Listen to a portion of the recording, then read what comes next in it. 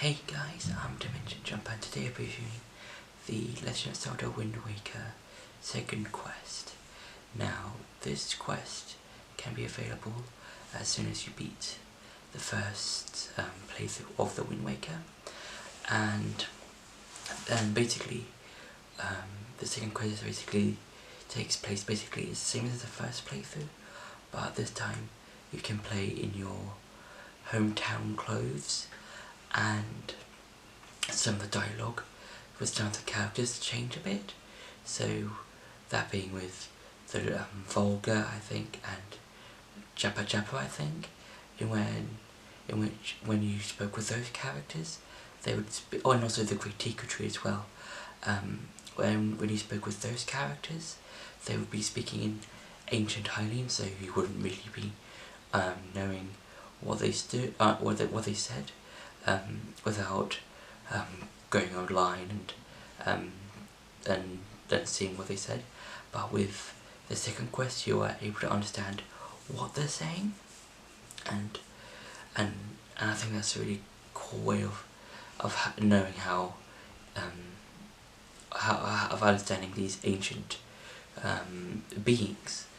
And apart from that, that's basically the same thing as the original game or the original playthrough, and I think it would have been better if this game was hero mode personally, because from what I know, you can switch between hero mode and normal mode, and on the HD version. I'm not 100% sure on the original version, but I think it would have been a lot better if the secondary playthrough was master mode, in my opinion, mainly because then it would have been much more challenging for that playthrough, kind of like how Ocarina of Time master mode, original and 3D did it, and how Skyward Sword HD and the original did, in terms of like how they made those games challenging, in terms of like you would collect hearts, you can only heal your health with potions or fairies that you found throughout the game, and I think that would have been a lot better. I think that would have made Wind Waker, the second playthrough, a lot cooler to get to those sorts of moments, because you could play through those games in hero mode, and you could have a lot more challenging moments, like with the bosses, several mini bosses, the enemies that you fought along the game, and I think also kind of like how Ocarina of Time 3D Master Mode does it, in terms of like with some of the Skulltulas and heart pieces, some of them have been changed about, and I think that would have been a lot slightly cooler if if Master Mode did that with the, maybe let's say the Triforce quest. That would have been quite cool, in terms of like how instead of just going through and finding all the pieces in the original places, maybe we could have some different locations maybe for some of them, and maybe 1 or 2 or maybe 3 of the shards in the original locations. Maybe one of them could be on a ghost ship, maybe another one could be like somewhere else, and then all the others could be scattered about in different random locations maybe, or maybe we could have like different or new quests for heart pieces. I think that would have been a lot cooler. Yeah, but now it's time for some gameplay. Now, one of the changes that happens in the secondary quest of Wind Waker is that linked clothes don't change. Now, I think that's a cool thing, because you're not just repeating the same game with the same clothes. I think having Link basically run around in, I think, his pajamas or like his normal clothes is quite cool, because it's not just just him wearing the green tunic. I think that's really cool.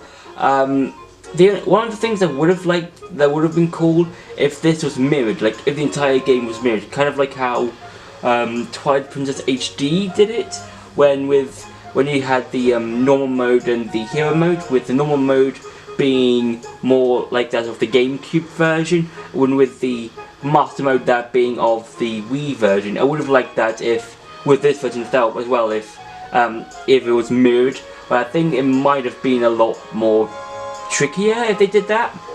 And also, if you've already collected the magic armor, which you can see in the middle, which is the purpley pinky item in the middle between the telescope and the hookshot, you can see that when you put it on, it still looks like the hero's tunic, which I think is quite interesting. Cause, like, it's just like, you know, which is I think is quite cool, because it's just like, you know, it basically just makes it just looks like a regular hero's tunic, but it's just on the sort of like crab shirt. So I think that's somewhat interesting. And actually, hopefully, if I can go to speak to Lord Jabu Jabu again, who's next to the island. Okay, just need to go this way. Hopefully he's still there, and hopefully I can still talk to him. I believe he's on the side of the island or around the back. I don't really know if he's around the back. He's somewhere around this part of the... Yep, he's there. Okay, just... hopefully I can talk to him, because there's something quite cool that you can do in this particular mode. Oh. He's not here. Oh, okay, so, because what I was going to talk about is that, in this particular mode, any character that talks in ancient Hylian, so Lord Jabu Jabu, the Great Deku Tree, and I believe the Dragon, all speak in English. So there'll be like some examples on screen right now of them speaking in English, instead of speaking in Hylian, which I think is quite cool. So overall, I think the second quest is decent. I would have wished it was sort of flipped about, so that we could we could play the entire game in, like, you know, mirrored. But again, I think it would have been a bit tricky if Nintendo actually did that. I'm not 100% sure. Like, it might be possible. I'm not 100% sure, but it might have been tricky. Might not have been. I don't know. So yeah, that's been it for the gameplay. Now it's going to go back to the review. So overall, I think that the secondary playthrough of The Wind Waker is nice. I think it's a nice, enjoyable playthrough. It feels different in terms of the way that you interact with some of the characters, like with Jabba Jabba, the Great Deku Tree, Volga, the Dragon, and also your clothes changing.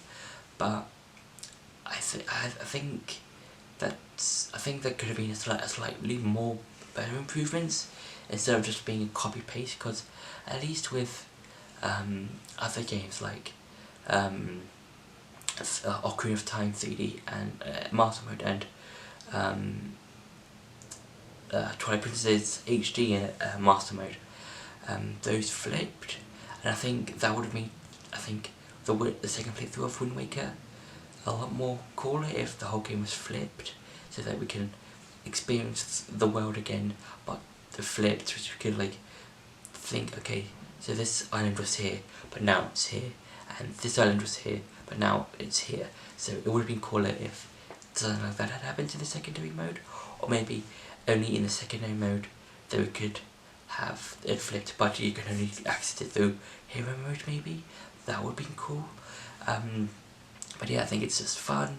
It's okay, but I think, you know, that it could have been better with some minor improvements, maybe here and there. But yeah, so I think it's enjoyable, and yeah, so that's been my review for the Legend of Zelda Wind Waker HD second playthrough. I hope you enjoyed this video. Don't forget to like, share and subscribe, and I'll see you in the next video.